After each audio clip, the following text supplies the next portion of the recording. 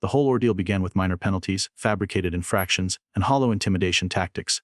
Then they appeared at my doorstep, badges gleaming, speaking with authority, informing me I was being taken into custody. They claimed I had breached HOA rules.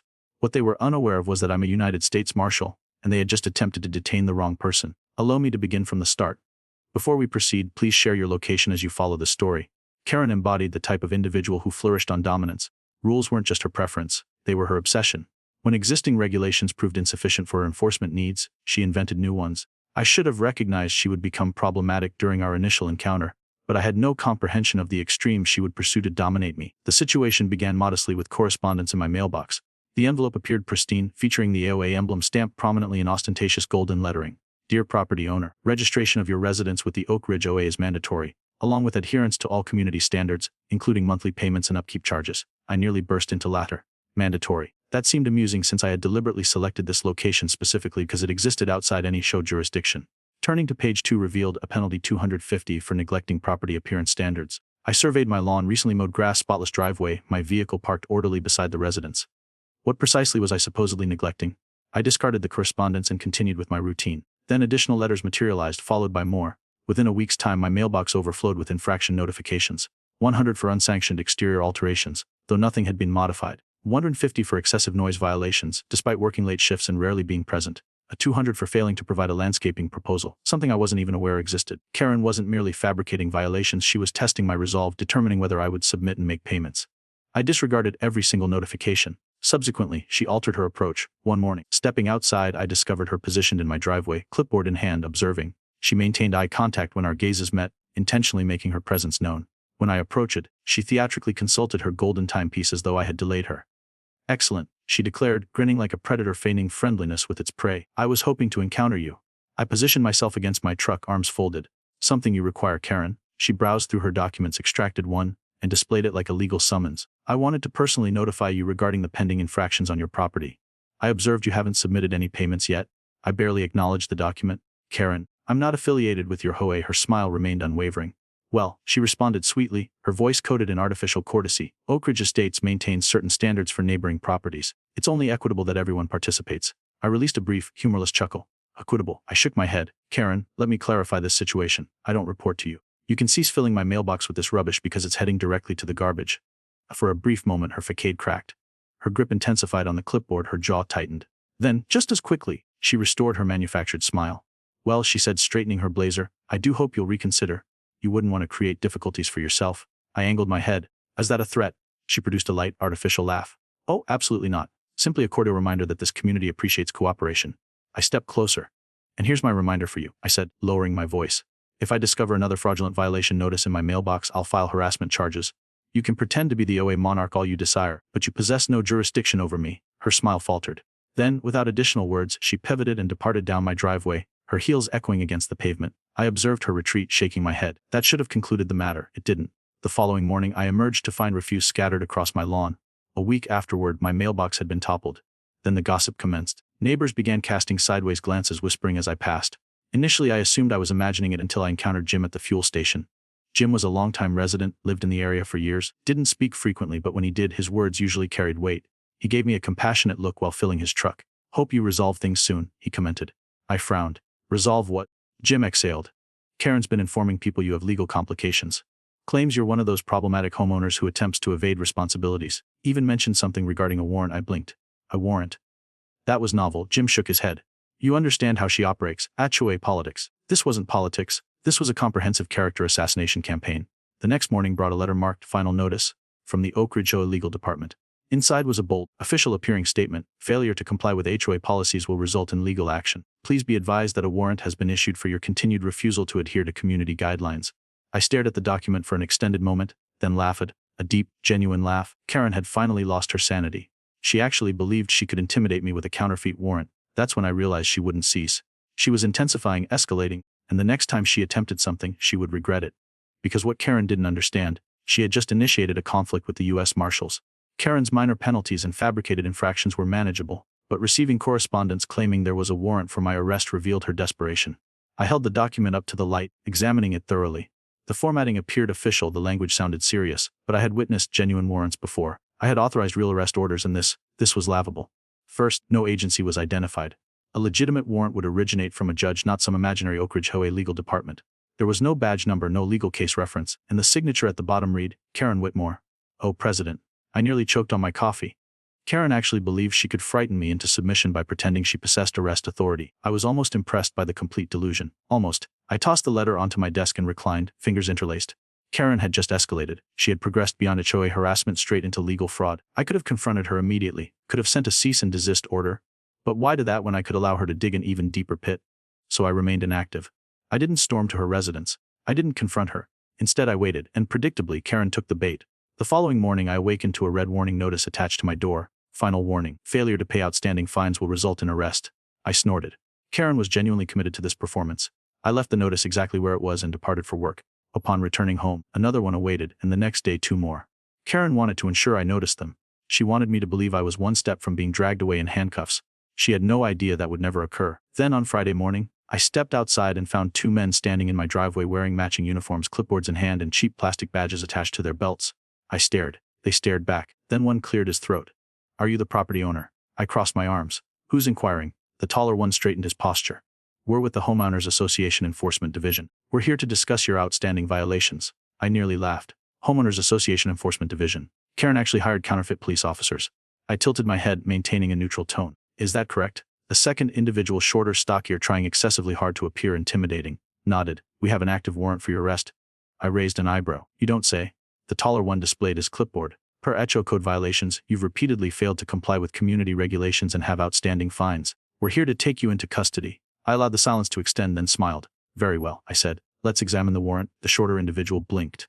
You already received the notice. No. I shook my head. The authentic one. Show me the court-issued arrest warrant. The tall individual shifted uncomfortably. Well, the HOA board issued it. Oh, the HOA board. I nodded slowly. And does the HOA possess legal authority to issue arrests? Both hesitated. I could practically observe the gears turning in their minds, attempting to determine how to respond without sounding like complete fools. I allowed them to sweat momentarily longer, then sighed, reached into my rear pocket, and retrieved my badge. Not a cheap plastic one, not something purchasable online, a genuine, authentic U.S. Marshal badge. I held it up between 2 fingers, allowing them a thorough examination. The moment they saw it, their faces turned pale. I tilted my head. You 2 just attempted to detain a federal officer. The tall individual's mouth dropped open. The short individual actually stepped backward. I smiled. Now I continued. I have 2 questions. First, where exactly is your authorization to conduct arrests? Silence. Second, would you prefer to be charged with impersonating law enforcement before or after I run your names? That was it. That was all it required. The tall individual's clipboard hit the ground. The short individual turned and fled down the street. And me? I stood there, arms crossed, watching them scramble like insects.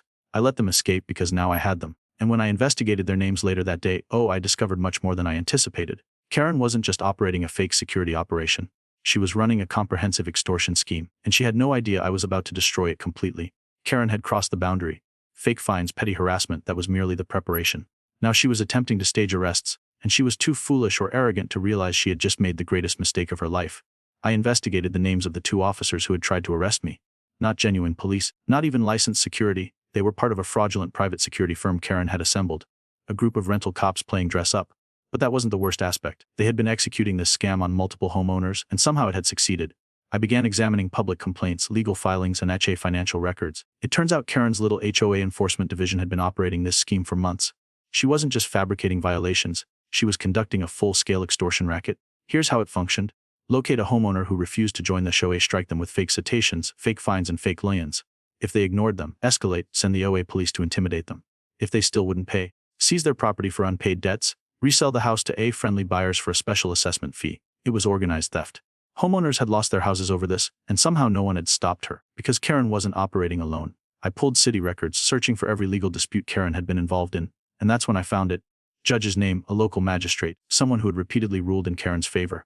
A judge who had approved property seizures without verifying the claims. Either Karen had him in her pocket or he was too lazy to examine the facts. Either way, this was a goldmine, because if Karen's rulings weren't legal, every single HOA foreclosure she pushed through could be overturned. Meaning lawsuits, refunds, criminal charges. Karen had built her power on false authority, and I was about to demolish it all. But first I needed to see how far she would go, so I baited her. I took one of her fake citations, the latest final notice warning of pending legal action, and I responded. I sent a formal request for a hearing, made it appear like I was frightened, like I was willing to negotiate. Karen. She took the bait. The next day I received an email, a summons to an official OA arbitration hearing. No location listed, just a time, a date, and a warning that failure to appear would result in further legal consequences. I almost laughed. Karen was about to walk straight into her own sting operation, and she had no idea. Karen believed she had me exactly where she wanted me. She thought I was scared, thought I was finally breaking. She had no idea she was walking straight into a trap. The HOA arbitration hearing was scheduled for Friday afternoon. No official courthouse, no legal venue, just a generic meeting hall in a rented community center. Translation: this wasn't real. Karen had staged an entire fake legal proceeding, just like she had done to other homeowners. A mock trial designed to intimidate people into signing over property, paying bogus fines, or giving in to HOA extortion. I had zero intention of negotiating. I had every intention of ending this permanently. So I made my final calls: local law enforcement, the district attorney's office, and the U.S. attorney's office, because this wasn't just civil fraud. This was federal fraud, mail fraud, wire fraud, extortion. And now it was time to let Karen bury herself. I arrived early, dressed in plain clothes, calm and relaxed. Karen was already there, sitting at the head of a long conference table, clipboard in front of her, a cheap wooden gavel resting at her side. A gavel. She actually brought a gavel. Behind her, 3 HOA board members trying and failing to look like real legal officials. Across from them, 2 homeowners I recognized, people Karen had targeted before. They looked nervous. Karen looked smug. She turned that fake victorious smile on me the moment I stepped inside. "Glad you could make it," she said, gesturing toward an empty chair. I took my time, sat down slowly, folded my hands, then smiled back. "Of course," I said. "Wouldn't miss it." Karen launched into her speech immediately, reading off a list of fabricated violations, inflated fines, and legal threats that held zero weight. She used words like breach of contract and community infractions, carefully chosen terms that sounded legal but meant absolutely nothing. I wasn't listening to her. I was watching her. The way she fidgeted slightly every time she glanced down at her paperwork. The way she spoke faster when she read through her list of fines like she was rushing past the details. The way she kept checking the clock like she was waiting for something or someone. She wasn't just trying to scare me, she was stalling. I leaned back in my chair, tilting my head. "Karen," I said, cutting her off mid-sentence. She blinked. I smiled. "Let me guess. The OA police are on their way to escort me out of here." The silence was deafening. One of the board members shifted uncomfortably. Karen's eyes flickered to the door. Bingo. I checked my watch. "Well," I continued, standing up, "before they get here, why don't we call in some real legal professionals?" And right on cue, the doors burst open. Uniformed officers swarmed into the room. Karen's face went ghost white. The board members panicked. One of them actually ducked under the table. And behind the officers, the assistant U.S. attorney, a woman with zero patience for OA scams and a stack of legal documents ready to bury Karen alive. "Karen Whitmore," she said, stepping forward, unfolding an arrest warrant. "You are under arrest for fraud, extortion, impersonation of law enforcement, and conspiracy to commit wire fraud." Karen's mouth opened and closed. "No, wait, you don't understand," she shrieked. "Oh, we understand," I said, crossing my arms. "You just tried to hold a fake legal hearing to steal property from homeowners, and you sent fake officers to arrest me. Not a great look, Karen." She turned to the board. "Do something?" But the board, they were already distancing themselves, hands raised, silent. Because Karen wasn't in charge anymore. She was alone. And as the officers cuffed her hands behind her back, she finally realized she had lost. "You're making a mistake," she shrieked. "This is all a misunderstanding." The U.S. attorney just shook her head. "We'll let the judge decide that." Karen kicked and screamed all the way out of the room, and me, I just watched. Because Karen had spent years terrorizing this neighborhood, and now she was finally paying the price. Karen wasn't just arrested. She was completely, publicly humiliated. Dragged out of her own fake courtroom, shrieking about misunderstandings and abuse of power as flashing police lights painted the walls behind her. The same people she had been terrorizing for years sat frozen in their seats, watching in stunned silence. And the moment the doors shut behind her, the room erupted. Some people were shocked, others were furious, because suddenly all those ridiculous HOA fees, all those mysterious fines, all those forced evictions, they weren't just bad management, they were a criminal operation. And the fallout? Oh, it was glorious. The moment the news broke, neighbors started talking. I wasn't the only one Karen had targeted.